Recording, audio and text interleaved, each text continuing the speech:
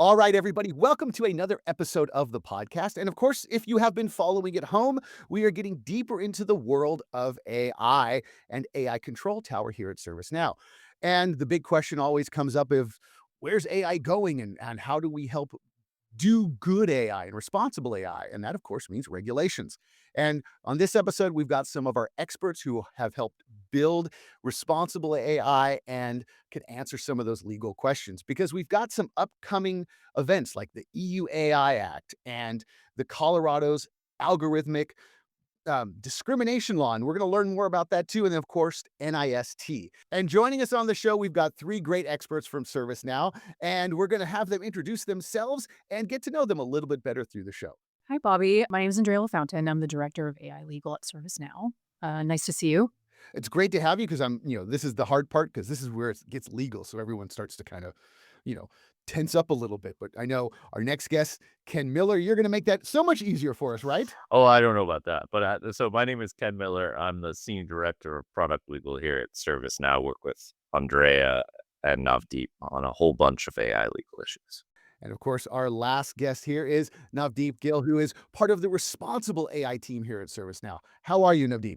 Hey, yeah, glad to be here. Yeah, so my name is Navdeep Gill. I'm a staff senior product manager at ServiceNow, and most of my work focuses on responsible AI and AI governance. So this is going to be really interesting because this is the part I know everybody's always thinking about with the future of AI, all of the glitter and amazing stuff, but how do we do it right? Enterprises face this fascinating problem, and there's different regulatory philosophies attacking that same issue. Explain those three philosophies we're going to talk about today. So I think we're going to focus on three today, but we'll caveat that there are many, many more out there, right? This is like a very booming area of law. Um, so I think the EU AI Act, that's the biggest one, right? It's very risk based, and I think it's considered really like at the forefront of AI regulation, right? It's the first one with teeth. The Colorado AI Act is another one that's pretty focused on discrimination, preventing discrimination, consequential decisions. But I'll note many more state laws are coming out. Right, we see a bunch in California, but Colorado is certainly one that's gotten a lot of press. And then in the U.S. we have the NIST framework, which is not a law, it's not a regulation, but it's a voluntary framework, and a lot of companies have adopted it, and it's been pretty central to a lot of, you know, key regulations like Colorado, right? We have a lot of these laws and a lot of these regulations, a lot of guidances we're coming up with. So, how do you comply with prescriptive EU rules and these principles based laws like Colorado simultaneously? Can you do that? Is that a possible thing to do? Yeah, I mean, it's certainly really complicated, right? I'd say the breadth of emerging AI regulations is pretty similar to what we saw when GDPR came down in 2018 to regulate personal data. You had GDPR being kind of like this big central important law, and then after that, you had a lot of nations and U.S. states passing their own legislation, some very similar to GDPR and some following a very different framework. So I think this problem, this issue of having lots of different emerging regulations is something we've seen before, and the approach doesn't really change, right? So similar to what we saw with GDPR, the EU passed the EU AI Act. So for a lot of companies, it makes sense to use the EU AI Act to set your internal compliance goals. And I think from then, you would track subsequent regulations that your organization might be subject to. And then you would try to measure the delta between those regulations and the EU AI Act, right? And then you would do an assessment to determine, does your organization have controls in place to meet that new regulation, or do you need to go back and tweak things and build additional controls? And so I think when you break it down like that, it's a bit easier to attack. But I think kind of like, using this approach of like measuring the delta when new regulations come out, it's a pretty common scalable approach to emerging regulation.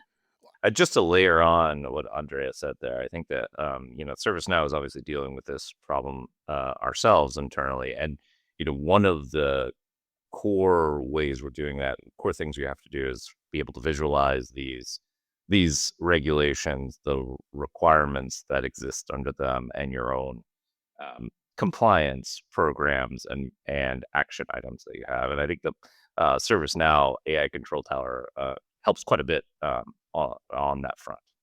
Andreas set up some of these different philosophies, and I want to ask you about NIST or the NIST updates and their framework. How does that change someone's compliance? Does it change it overnight? When it comes to the changes they make, when it comes to like responsible AI or AI risk management or anything, it's not really, we don't really make those changes overnight. They kind of have to be triaged. We have to really try to understand what these changes are. And also, we have to try to map those to say customers, like customer contracts and like other laws that are in place. Because, like mentioned earlier, the the frameworks that they put out there are voluntary. We don't necessarily have to follow them, but they are best practices. And for most of the industry, they do understand some of those concepts. So by us, tacking on to what they're trying to put out there in terms of best practices, that'll put us in a good position overall, not just with customers, but just our overall posture when it comes to AI. So, Ken, I want to ask you a quick question, and please correct me if I'm wrong. A lot of times we hear um, safe harbor thrown around, and I know that's not correct, but we're also talking about regulations and thinking ahead. How does that all play into this philosophy and our thinking when it comes to regulations? When you're thinking about your compliance programs today, where we are with respect to regulations on AI, we're still in early days. Lots of regulations still being published. I think California puts out a new one almost every day, it seems like. And so something like the NIST management framework is going to be an important reference point for regulators as they build out regulations and write new and try to mitigate risk with AI. And so using that framework as a tool for your own compliance program, building compliance mechanisms that are sort of tailored to it will should put you in a good position for what may come, though none of us know quite exactly what may come. Right, right. And that's again, I mean, we are talking about AI Control Tower here, this great flagship product here at ServiceNow that helps find all of that AI that's floating around. I mean, we've talked about it on one of our last episodes that everybody's using AI. So one person might be using some small tool, you might be using an agency, you might be using agents, you might be building something homegrown, and all this has to be found. And it's embedded in our CRMs, it's embedded in our security cameras. Every vendor's AI is part of a compliance burden. Navdeep, can you speak to the math on this? Just how big are we really talking? The math on this can be, pretty large, pretty exponential, depending upon the size of the organization and what type of AI is being used, for example. So you can imagine a situation where, let's say, it's a big company, they've deployed like 100 AI systems for various use cases. So they already have 100 out there, right? Now, each one, since it's deployed into the real world, there will be legislation attached to each one, most likely, depending upon what regions they deploy in. So now you're at, obviously a larger number. You have to worry about what you've deployed from just like engineering quality standpoint, but now there's this whole compliance factor as well. And also, in addition to that, a lot of times, especially today, like with Gen AI and everything, employees are using AI tools all the time for, being productive. You have to account for that too, to a certain degree. And then, a lot of companies use third parties all the time for other things. If AI is embedded in there, I don't want to say you're fully responsible, but there is something that, falls on your lap in that point as well, depending upon how you use that tool. So it's exponential. It's exponential 100%. Well, that brings us to that other legal question. I want to come back to you, Ken. And how can you limit your risk of exposure when you have all these AI systems embedded in your enterprise? In addition to sort of the inventory and knowing what you have, you also kind of need policies and SOPs around how you're going to procure your AI from vendors, and then how you're going to use it internally. I mean, so for example, one thing you might want to put in place is a process for identifying tools that might be put in place for what the EU AI Act would consider a high risk use case internally, and then identify the stakeholders who are going to be tasked with conducting assessment of your use of those tools and make sure that your use complies with the regulation and is done responsibly. You also probably want to have policies around the purposes for which your data can be used by these external AI vendors. In particular, answering the question: is your okay with AI vendors? Is your organization okay with your vendors using your data to improve models? And if so, in what cases are you okay with that? And what limitations should be in place around that use?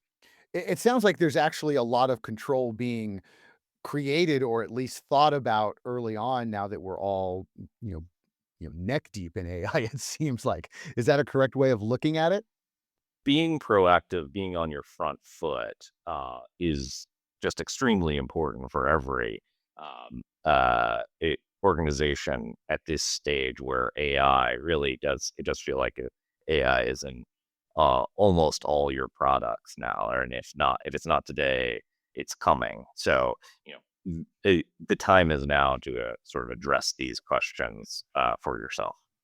That I wanna ask you about, Navdeep, because this is where, you as the ServiceNow, responsible AI expert, how does our automated discovery and control tower locate this AI within our enterprise and, of course, our customer's enterprise? Yeah, so within the AI control tower itself, you can kind of think about it as like a smart home where it kind of detects all these different AI sources that you have through connectors. So major connectors like AWS Bedrock or Azure, things like that. AI control tower has a way to connect to these providers, and with that, we can get access to the agents you have, the models, the data sets, everything, and all of that gets imported into the AI control tower. So by doing that, you get full visibility, not just into what you have running from ServiceNow, but what you have running, overall. So your whole AI picture is being shown to you on this monitor on a daily basis, which allows you to keep track of things when it comes to risk, performance, anything of that nature. We enable that for you with AI Control Tower. So obviously, we know that good governance makes deployment just work better, and of course, automation is the key. That's really what ServiceNow is all about. How does that architecture work, or what are some of the things we need to think about when it comes to this architecture? Now, Deep.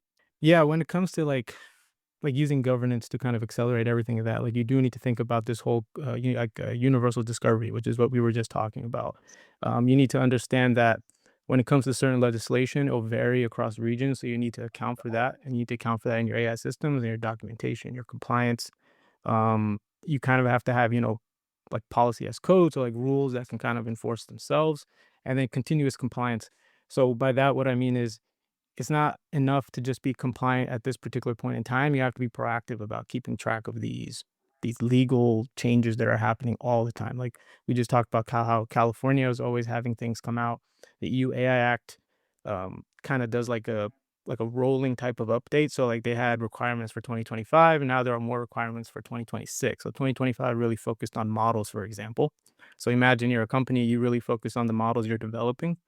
For 2026, they're shifting to AI systems. So these are systems that utilize AI. So now your company has to worry about that now, which is a different set of requirements, a different type of things you have to keep track of. So you can imagine that if you don't have this automated in a certain way, you're just going to slow yourself down.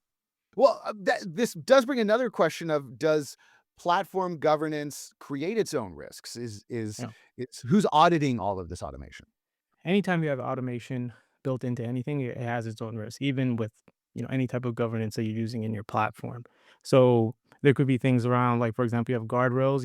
Guardrails are great, but they can age over time. You know, any type of logic you have that's kind of like a black box, that's not that great either. Like you could have rules in place for some type of compliance, but someone should be able to explain those rules. Things around, data access, things like that. There's this concept of like, alert fatigue, where if you have an alert system set up for your AI system, it might be so sensitive you're getting alerts all the time about issues when in reality, I mean, no one can keep up with that type of stuff. So overall, this type of platform governance and automated factor is if it's a black box, it can cause a lot of issues. What you really need to do is have clear owners of different components of your governance system. So there are product owners, there's compliance, there's legal, there could be like QE, just engineering in general. Anyone that works on the AI components of your products, you know, you have to have these various owners that can keep track of what they're responsible for. Overall, it's a team effort at the end of the day. Yeah, you took the words right in my out of my mouth. I was gonna say seems like a new team of experts really working together to push all of this AI forward in the most responsible way, correct? If organizations can find a way to have these teams across whatever they're deploying, they will be able to move faster. I know there's this concept of governance slowing things down, but in reality, what it's doing, it's avoiding you running into hurdles later on in time when it could be too late. If you hit a hurdle with the system that you deployed, it's a lot more difficult to deal with than hitting that hurdle internally at your desk. It's going to be a different outcome, and it's going to be a lot harder when it's out there in the real world. Well, that brings up a question for you, Andrea. We've got a timeline coming. There's a lot of things on the horizon. Can you give us just a few things we need to think about going forward? Sure. I mean, now you've touched on kind of the staggered nature of compliance deadlines for the EU AI Act. So kind of the big one that we're worried about next is August 2026. We talked about the Colorado AI Act. That's got a June 2026 deadline for enforcement. We're kind of seeing what else is going to get passed. Obviously, there are a lot of state laws. We talked about California. We've talked about NIST, but that's already in place. But everybody's looking out to see, will there be, a comprehensive U.S. federal AI law, or will there be a state, moratorium, a law a state moratorium on state. Oh, sorry, federal moratorium on state law. I have a question because I know this comes up anytime you think about regulations and legal. We're always like, well, what if I don't do it? Or what if I do it after something kind of bad happened, or it wasn't that bad? What do I really need to do? How do you set this up, or can you set this up afterwards? Yeah, I mean, you can you can wait until after your first violation, right? I mean, and I think like that is an approach a company may take. There is something to be said for waiting to see how a regulator is going to enforce a new regulation. But you probably don't want your company to be the first test case for that regulatory enforcement, right? It can be very expensive. Like new AI Act fines can be pretty high. And then, get having that fine on your company can also cause a loss of trust with your customers. And even if you don't get cited by a regulator, right? Chances are your customers, your partners, your investors, your board members, they're going to want to understand what you're doing to ensure you're deploying AI responsibly, right? And so I think for these reasons, it makes sense to try to take reasonable steps to build out your governance infrastructure proactively. I think it makes sense for any company that's leveraging AI, which is pretty much every company at this point. So there you have it. A great primer, so to speak, on understanding these AI regulations that are coming up and what you need to do to take care of them, and just how AI Control Tower fits well into your organization. I want to thank our guests, Andrea LaFontain, Ken Miller, and Navdeep Gill. I'm your host, Bobby Brill, and thank you so much for listening. If you have any questions about anything we've talked about, check the show notes below. Thanks for listening.